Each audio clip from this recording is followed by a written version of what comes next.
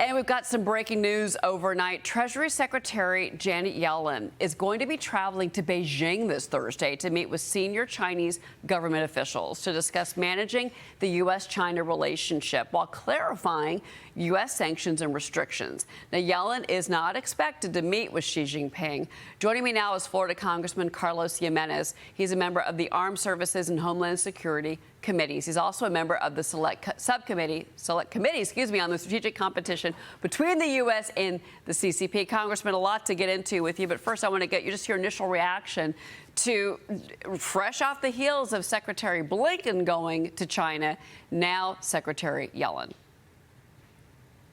Yeah, well, I don't have too much confidence in Secretary Yellen accomplishing too much over in China. It certainly seems that the Biden administration is doing everything it can to please China and give them propaganda victories. This would be another propaganda victory, just like the Blinken visit was a propaganda victory.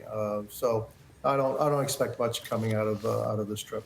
Okay, so they don't expect to meet with Xi Jinping. The talking points we've gotten so far from Treasury simply says that she's going over there to just, have talks about our relationship, which, has been deteriorating, right? Yeah, I mean, you can probably do that over the phone. I mean, I don't think you have to go to China to have some talks with some people about your relationship and tariffs and all that. So again, I just think that this is the Biden administration kowtowing to the CCP. All right, well, let's stay on the issue of China with you. The Defense Department reportedly updating its guidelines for advising and working with Hollywood films, declaring it won't work with movies that have been altered due to Chinese censorship demands. And this comes as the Justice Department argues that a new Florida law, which restricts Chinese land ownership near U.S. military bases and major infrastructure, is, quote, unconstitutional. Congressman, how does this administration really feel about China?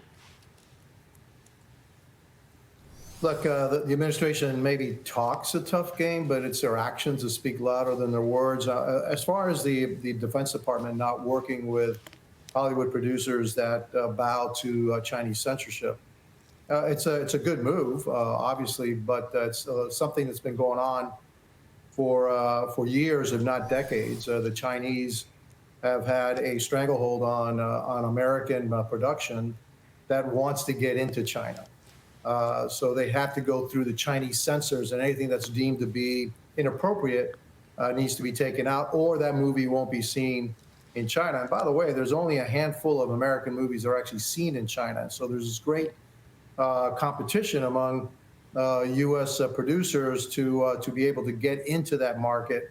And for many years, the Chinese have been very successful at censoring American productions that were seen in China. And Hollywood has done nothing for years but kowtow to the Chinese market because they see dollar signs. Hollywood is a business, no matter what they say about human rights or anything else, that when it comes down to the dollars and cents, China matters, and they have no problem altering huge films like Top Gun Maverick so they can show it in China. It's ridiculous. You know what's interesting? These are U.S. productions that have absolutely no problem in criticizing the United States. Exactly. But they have big problems in criticizing anything Chinese or the Chinese Communist Party. That is the height of hypocrisy. Yeah. And so a couple of months ago, we spoke to some producers in Hollywood. I think the tide is kind of changing. They're seeing what's happening in China. And really that it really is not much in terms of dollars back to them. And so hopefully we'll see a change in the attitudes of Hollywood and the self-censoring that they've been doing with the Chinese Communist Party. Before you go, I do want to ask you about this. Customs and Border Patrol responding to this video that was posted by Fox's Bill Melugin shows a border agent cutting through razor wire to let migrants in. Melugin tweeting, a CBP official told him, quote, Border Patrol encountered a group of migrants with several small children. In order to quickly apprehend them and get them out of the heat, an agent cut the wire to access the area consistent with federal law. Certainly the health and wellness of those children and those families was important, Congressman, but this just shows you how desperate the border continues to be, especially in the middle of a summer heat wave.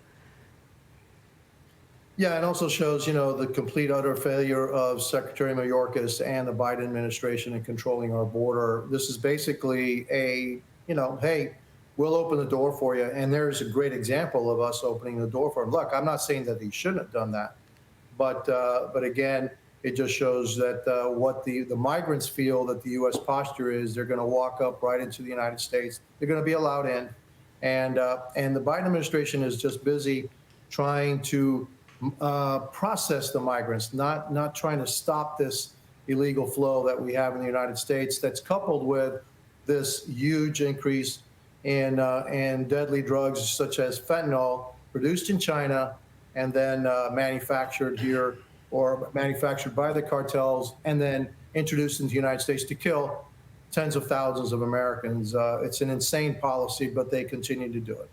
Congressman Carlos Gimenez. Congressman, it's always great to have you on the show. Thank you for being here. It's my pleasure.